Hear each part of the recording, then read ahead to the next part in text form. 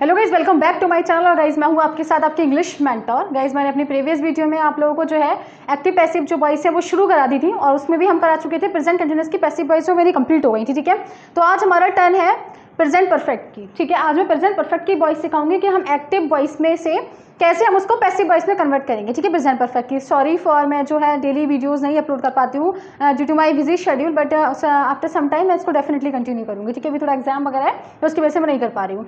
ठीक है, तो देखिए क्या करेंगे। प्रेजेंट परफेक्ट की मैं पैसिव वॉइस बताऊंगी, इसका क्या होता है, कैसे हम एक्टिव वॉइस की क्या इसकी टेबल होती है। पहले इसको रिकॉल करिएगा कि एक्टिव वॉइस किसकी टेबल होती है।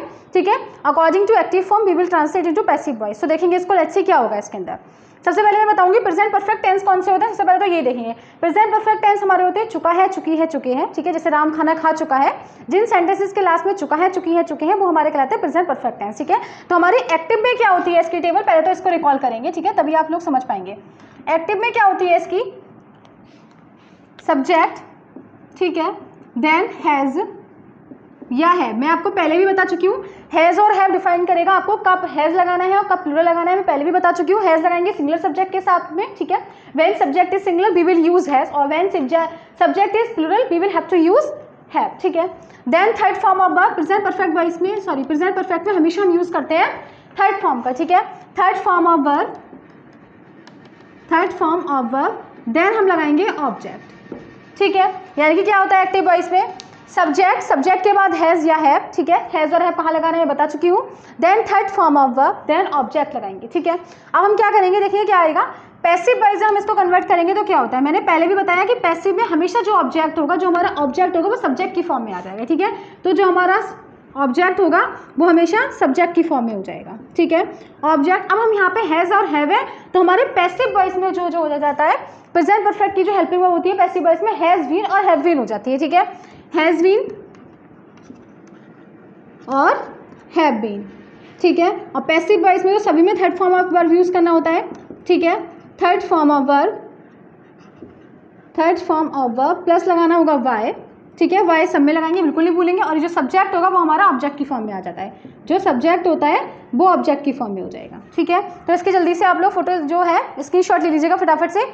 ठीक है, ये देखिए यहाँ पे था। ठीक है, यानी कि जो सबसे पहले हमारा एक्टिव भी होता है सब्जेक्ट प्लस हैज और have, then third form of verb, then object. ठीक है, बट इन पैसिव वॉइस जो हमारा ऑब्जेक्ट होता है वो सब्जेक्ट की फॉर्म में आ जाएगा, देन हैज बीन या हैव बीन। ठीक है, हैज बीन और हैव बीन डिफाइन करेगा इस पर। अगर हमारा सब्जेक्ट सिंगुलर है तो हम हैज बीन लगाएंगे, और अगर प्लूरल है तो हम सब्जेक्ट जो हमारा लगेगा हेल्पिंग वो लगेगी हैव बीन। ठीक है, then third form of verb, then why, और देन सब्जेक्ट जो होता है हमारा वो ऑब्जेक्ट की फॉर्म में आ जाता है। ठीक है, इसका स्क्रीनशॉट ले लीजिएगा, फिर मैं इसका एग्जाम्पल बताती हूँ। आई होप इतनी बात समझ में आई होगी। ठीक है, देन देखेंगे इसका, यहीं से चलिए मैं बता देती हूँ। ठीक है, इसका एग्जाम्पल आप लोग समझ जाएंगे। जैसे लिखा है, Ram has eaten the food.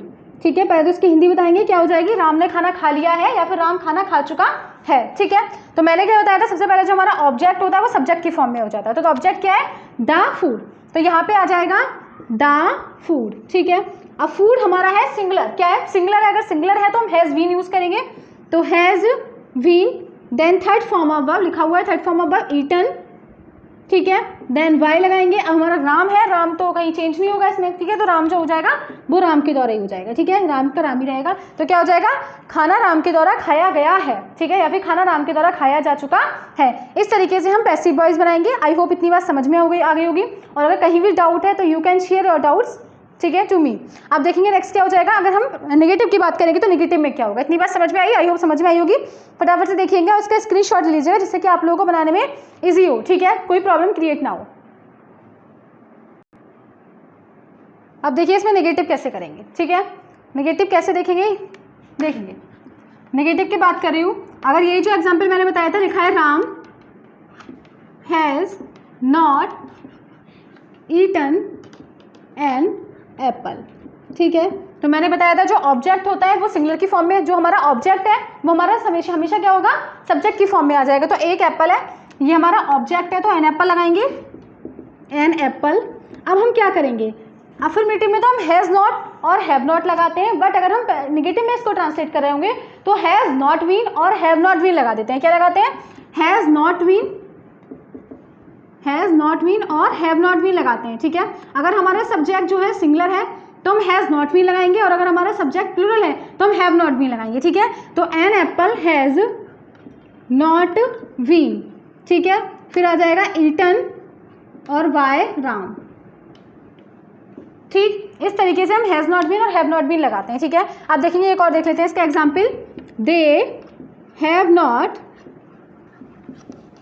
Left me, ठीक है, उन्होंने मुझे नहीं छोड़ा है, ठीक है। तो सबसे पहले मी का क्या होता है, मी का मैंने बताया था आई हो जाएगा, ठीक है। तो सब्जेक्ट में करेंगे तो आई के साथ हैव आता है, have not been, then third form ये रहती है लेफ्ट और वाई, ठीक है। और दे का क्या हो जाएगा, डैम।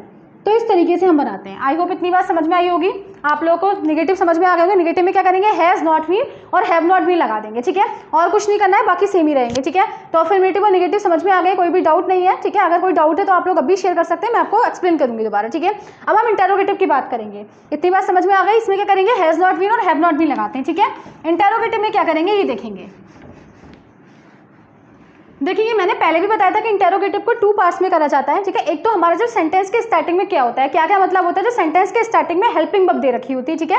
एक तो वो होते हैं, और सेकंड जो होते हैं जब क्वेश्चन वर्ड मिड में होते हैं। जो क्वेश्चन वर्ड मिड में होंगे तो सबसे पहले क्वेश्चन वर्ड की इंग्लिश लगाएंगे, देन हेल्पिंग वर्ब, इस तरीके से करते हैं, ठीक है। 2 प्रकार से हमारे इंटेरोगेटिव होते हैं, ठीक है। तो देखिए कैसे इंटेरोगेटिव में क्या करेंगे, ये वाली बात देखेंगे, right.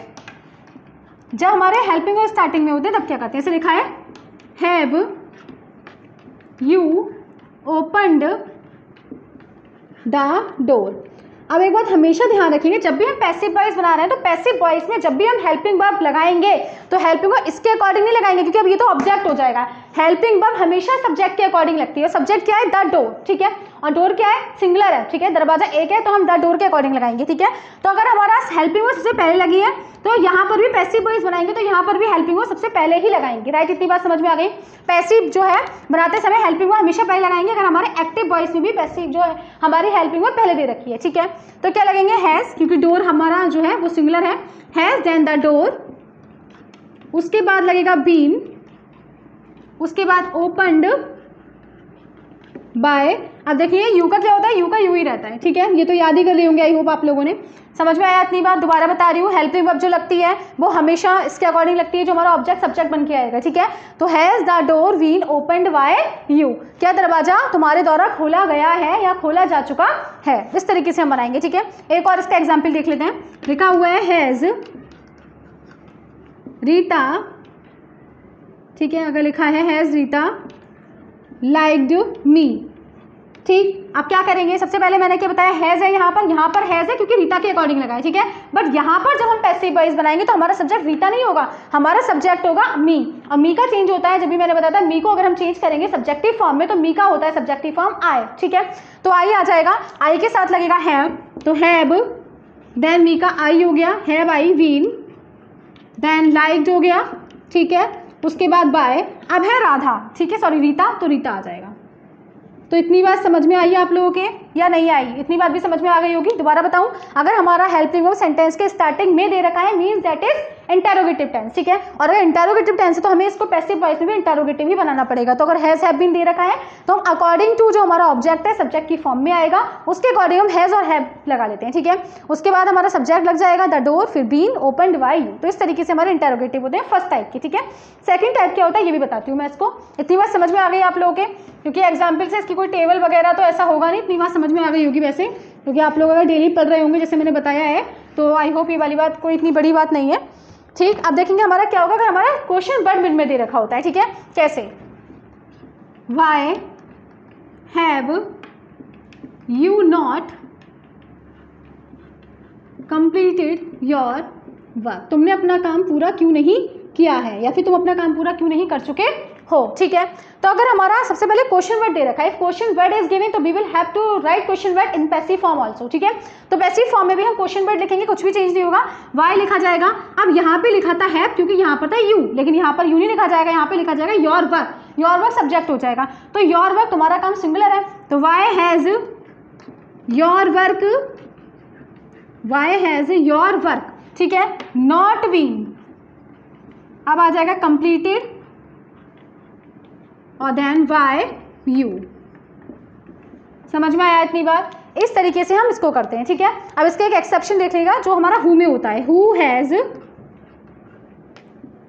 Who has called you, ठीक है। मैंने पहले भी बताया था हु को चेंज करते हैं वाई हुम में, किस में चेंज करते हैं, वाई हुम में, ठीक है। तो सबसे पहले हु को चेंज कर दिया वाई हुम में, वाई हुम, उसके बाद यू है तो have you been called, why have you been called, किसके द्वारा तुम्हें बुलाया गया है, ठीक है। तो आई होप आप लोगों की जो प्रेजेंट परफेक्ट की जो पैसिव फॉर्म थी वो आपको समझ में आ गई होगी, ठीक है। और अभी मैं कुछ दिनों बाद से डेली कंटिन्यू करूंगी, थोड़ा नहीं कर पाती हूँ due to my busy schedule, sorry for that. लेकिन आप लोग इतनी बात समझ में आ गई ना, जितना भी मैं बताती हूँ वो आप समझ जाते हैं।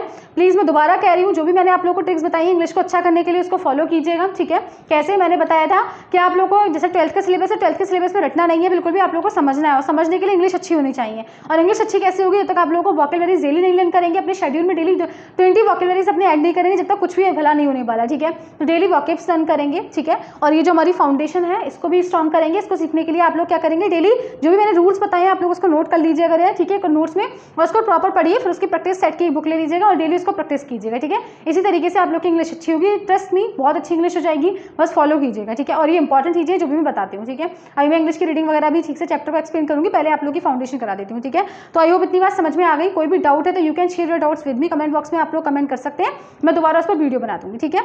आई होप समझ में आ रहा होगा। Thank you and have a nice day.